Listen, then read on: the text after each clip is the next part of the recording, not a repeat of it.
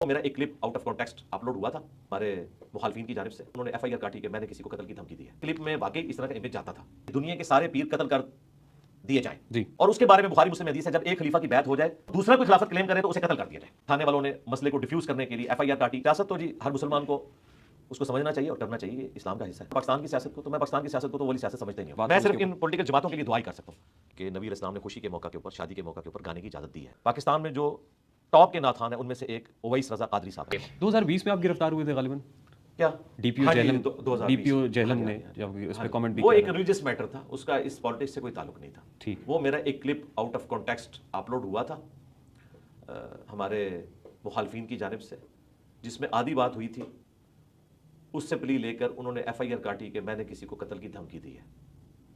اور وہ آدھے کلپ میں واقعی اس طرح کا امیج جاتا تھا. میں اس ایف آئی آر کو اس اعتبار سے درست سمجھتا ہوں آدھے کلپ کے اعتبار سے.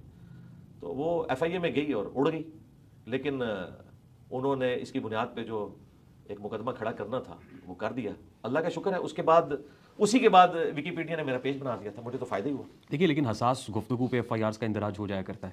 جی ہو جاتا ہے, لیکن میں کبھی نہیں کہوں گا کہ فلاں وجہ سے ہوا فلاں وجہ سے. اگر کوئی جینون میرے سامنے کوئی چیز ایسی آئی ہے تو میں اسے آن کروں گا. باقی ویڈیو ایسی تھی کہ جس میں اس طرح کا شائبہ جاتا تھا, اس میں میرا اتنا جملہ نقل ہوا تھا کہ دنیا کے سارے پیر قتل کر دیے جائیں جی, بس اتنا جی. حالانکہ یہ نہیں تھا. میں نے کہا تھا کہ پیری مریدی کا نظام بیسیکلی جن احادیث سے اپنے سسٹم کو ڈرائیو کرتا ہے وہ بیعت و خلافت سے متعلق ہے, امام کی بیعت سے متعلق جو خلیفۃ المسلمین ہوتا ہے. اور اس کے بارے میں بخاری مسلم حدیث ہے جب ایک خلیفہ کی بیعت ہو جائے اور دوسرا کوئی خلافت کلیم کرے تو اسے قتل کر دیا جائے. اسی بنیاد پہ مولا علی نے جنگ صفین لڑی تھی حضرت معاویہ کے خلاف کہ بھئی میں خلیفہ ہوں, میرے خلاف تم کھڑے نہیں ہو سکتے. یہ میں نے پوری بات کی. اس کے بعد میں نے کہا کہ اگر آپ پیری مریدی کو خلافت کی احادیث سے ڈرائیو کریں گے تو آپ اتنا خطرناک رزلٹ کھیل رہے ہیں کہ اس کا رزلٹ یہ نکلے گا کہ دنیا میں صرف ایک پیر باقی رہے گا, باقی سب قتل ہوں گے. پھر تو آپ کی ڈاکٹرن میں یہ سارے پیر قتل کر دیے جائیں. بس یہ آخری جملہ انہوں نے اٹھا لیا کہ سارے پیر قتل کر دیے جائیں, وہی نماز کے قریب بچ جاؤ جب تم نشے کی حالت میں ہو.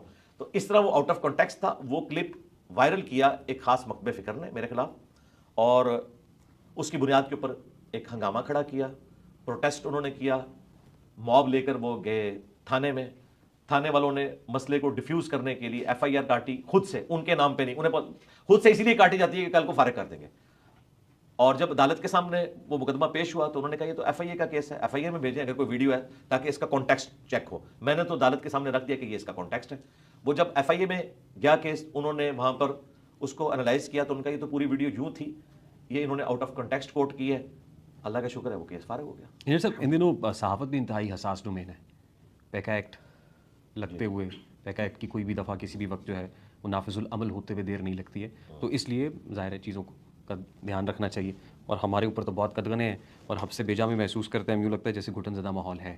میں اس کا اظہار آپ کے ساتھ بیٹھ کے اس لیے کر رہا ہوں تاکہ کتھارسس ہو سکے. نپت الانداز میں یہی کہہ سکتا تھا. اس لیے بھی شاید ہم جو پولیٹیکل موضوع ہے اس پہ بہت زیادہ بات ابھی نہیں کر رہے, لیکن اس کو کسی وقت کے لیے رکھ لیتے ہیں. بس ختم ہو گیا. میں تو سیاست پہ گفتگو کریں ہم. نہیں چلیں آگے چلیں, لیکن فیکٹس اور فگرز کے ساتھ. خالی جنرل تو میں گفتگو آپ نے کہا نا کہ بعد میں کر لیں گے, اس کو بعد پہ چھوڑ. ہاں میں کہہ رہا ہوں کہ لیکن ہمارے پاس فیکٹس کے ساتھ ہو نا. جنرل اگر آپ مجھ سے سیاست کے اوپر بات کریں گے میں ضرور کروں گا, لیکن اگر آپ یہ کہیں گے نا فلاں نے یہ کیا, فلاں کے ساتھ یہ ہو گیا, تو بھائی یہاں پر تو نہیں, ہم جنرل باجوہ سے لے کے جنرل فیض حمید سے لے کے جنرل عاصم منیر اور پھر دیگر کی بات بھی کریں گے. اس میں جو بالکل فیکٹس اور فگرز ہیں وہ ہمارے سامنے نہیں ہوتے ہیں. کئی ایک چیزیں جو زبان زدے عام ہوتی ہیں لیکن ہم ان کو ثابت نہیں کر سکتے. لیکن میں آپ کے ساتھ ضرور گفتگو کرتا. آپ کوئی سیاسی شخصیت ہوتی تو, یا تو آپ سیاسی تجزیہ کار ہوتے, یا آپ کوئی ایم این اے ہوتے, سیٹنگ ایم این اے ہوتے, یا اپوزیشن میں ہوتے, تو مجھے بہت مزہ آتا, میں آپ سے گفتگو کرتا. سیاست تو جی ہر مسلمان کو اس کو سمجھنا چاہیے اور کرنا چاہیے, یہ اسلام کا حصہ ہے.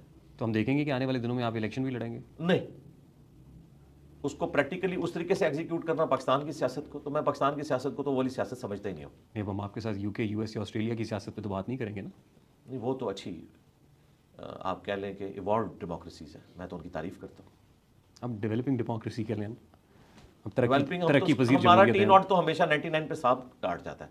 یعنی ہماری پولیٹیکل جماعتوں نے جو ایک مشرف کے نکالے جانے سے لے کر 2013-14 تک جو گین کیا تھا نا کہ فوج بیک فٹ پہ چلی گئی تھی, اور آزادی تھی اس وقت آپ ذرا نجم سیٹھی صاحب کے شوز دیکھیں کس طرح وہ اسٹیبلشمنٹ کو للکار رہے ہوتے تھے. ہمارے بھائی منیف فاروق کے ساتھ بیٹھ کے آپ پرانے پروگرام لگائے, آپ کے کانوں سے دھواں نکلتا ہے کہ پاکستان یہ جگرا تھا پیپلز پارٹی کا, وہ سنتے تھے, آج آپ سوچ بھی نہیں سکتے.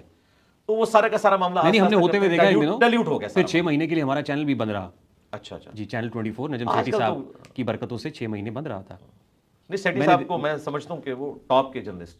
میں نے دیکھا سیاست آپ کا بہت دلچسپی لیتے ہیں میں سیاسی سیٹھی موضوع صاحب کو ریگولرلی سنتا ہوں, میں شاہ زیب خانزادہ کو سنتا ہوں, بڑے شوق سے سنتا ہوں, میں کاشف عباسی کو سنتا ہوں, بڑے شوق سے سنتا ہوں. جو غلط باتیں ہیں ان کو میں ڈینائی کرتا ہوں, اچھی بات ہے. میں سیاسی موضوع سے آگے بڑھنا ہاں چلے چلے, میں اچھی بات نہیں میں ایسے تو آپ سے شغل لگا رہا تھا کہ اگر آپ نے مستقبل میں بھی آنا ہے, یہ نہ ہو آپ اگلی اتوار پہنچ جائیں تو فیکٹس لے کے آنے ساتھ, فائلیں لے کے آنی ہے میری جو آپ کے پاس ہوں گی, اس کے بغیر تو میں بات ہی نہیں کروں گا. آپ کی فائلیں ہیں. نہیں وہ لوگ کہتے ہیں نا میری فائلیں ہیں جو مجھے دکھائی جاتی ہیں, تو میرے میں تو ایسی کوئی فائلیں نہیں ہے. ہاں مطلب آپ نے یا تو کوئی میری فائل ایک ہی ہے کہ یہ کسی کے کہنے میں نہیں ہے, یا آپ نے کسی پولیٹیکل پارٹی میں شمولیت اختیار کرنی ہو, ملک کی سیاست میں کوئی کردار ادا کرنے جا رہے ہوں, اللہ نہ تو میں ضرور آپ سے بات میں صرف ان پولیٹیکل جماعتوں کے لیے دعا ہی کر سکتا ہوں کہ اللہ تعالیٰ انہیں اتفاق کے ساتھ رہنے کی توفیق دے, آمین. کو ایگزسٹ کریں. کوئی ارادہ نہیں آپ کا سیاست؟ نہیں نیور, ناٹ ایٹ آل. اس کی وجہ ہے کہ میری لیگیسی جو ہے کتاب و سنت والی, یہ اتنا بڑا کام ہے کہ اس میں اس کو پولیوٹ نہیں کر سکتا اس طریقے سے. اچھا انجینئر صاحب مجھے بتائیے کہ یہ روزے میں موسیقی سننے سے روزہ ٹوٹ جاتا ہے؟ روزہ ٹوٹے گا, ہمارے دوست اس میں جاننا چاہ رہے ہیں. ہاں جی کیونکہ رمضان ہے. روزہ نہیں ٹوٹے گا, فلم دیکھنے سے بھی نہیں ٹوٹے گا, لیکن جو روحانیت ہے روزے کی, جو بخاری میں حدیث ہے کہ اگر کسی کا روزہ اسے بے حیائی اور فحش کلامی سے نہیں روکتا تو اللہ تعالیٰ کو اس کے بھوکا پیاسا رہنے کی کوئی حاجت نہیں. یہ حدیث ہے صحیح بخاری میں. روزہ تو ادا ہو جائے گا, آپ اور کام کر لیں, کرکٹ میچ دیکھ لیں, آپ ڈاکومنٹریز کوئی دیکھ لیں, پولیٹیکل شوز دیکھ لیں, آپ قرآن حکیم کا ترجمہ دیکھ لیں, نیشنل جغرافک دیکھ لیں, ڈسکوری چینل دیکھ لیں, دھرو راٹھی کو دیکھ لیں, اتنی اس کی زبردست ویڈیوز ہوتی ہیں نالج کے پوائنٹ آف ویو سے, آپ یہ دیکھیں, اس سے آپ روزہ اپنا پاس کریں اور نماز کو ٹائم پہ پڑھیں. جی انجینئر صاحب گانے اور موسیقی میں کیا فرق ہے؟ گانا تو اسلام میں جائز ہے اگر اس میں کوئی شرکی الفاظ نہ ہوں اور جھوٹ کی آمیزش نہ ہو. بخاری مسلم میں حدیث موجود ہے کہ نبی علیہ السلام نے خوشی کے موقع کے اوپر, شادی کے موقع کے اوپر گانے کی اجازت دی ہے. بلکہ ایک انصار کی شادی تھی تو سیدہ عائشہ سے فرمایا کہ تم نے گانے والی عورت کیوں نہیں بھیجی ساتھ, کہ خوشی کا موقع تھا وہ گانا گاتی, لیکن مرد و عورت کا اختلاط نہ ہو, مرد مردوں میں, عورتیں عورتوں میں, شادی بیاہ کے موقع کے اوپر یہ معاملہ کر سکتی ہیں. اب رہ گیا میوزک, اس میں اختلاف ہے کہ کس حد تک میوزک الاؤڈ ہے. بعض علماء کا موقف یہ ہے کہ دف تو الاؤ ہے. نبی علیہ السلام کو ویلکم کیا تھا انصار مدینہ میں, ان کے ننہال کے خاندان کے لوگوں نے دف بجا کر, طلع البدر علینا. اور بعض لوگ کہتے ہیں نہیں یہ دف تک نہیں ہے, باقی بھی انسٹرومنٹس استعمال کیے جا سکتے ہیں, لیکن یہ تعداد بہت تھوڑی ہے. میجورٹی کا یہ موقف ہے کہ دف کے علاوہ باقی جو انسٹرومنٹس ہیں ان کو آپ میوزک کے طور پر یوز نہ کریں. دونوں تو نعتیں بھی انسٹرومنٹس کے اوپر ہوتی ہیں. بس وہ جو علماء ہیں وہ تو ان نعتوں کو پروموٹ نہیں کرتے. دیکھیں مفتی منیب الرحمان صاحب آئے دن نعت خانوں کے بارے میں اس لیے بول رہے ہوتے ہیں نا. پاکستان میں جو ٹاپ کے نعت خان ہیں ان میں سے ایک اویس رضا قادری صاحب ہیں. انہوں نے بھی آج سے آلموسٹ کوئی 10-12 سال پہلے یہ میوزک کے ذریعے نعتوں کا سلسلہ شروع کیا تھا. تو ان کے جو اپنے پیر صاحب تھے الیاس قادری صاحب, انہوں نے منع کیا تو انہوں نے پھر ختم کر دیا سلسلہ.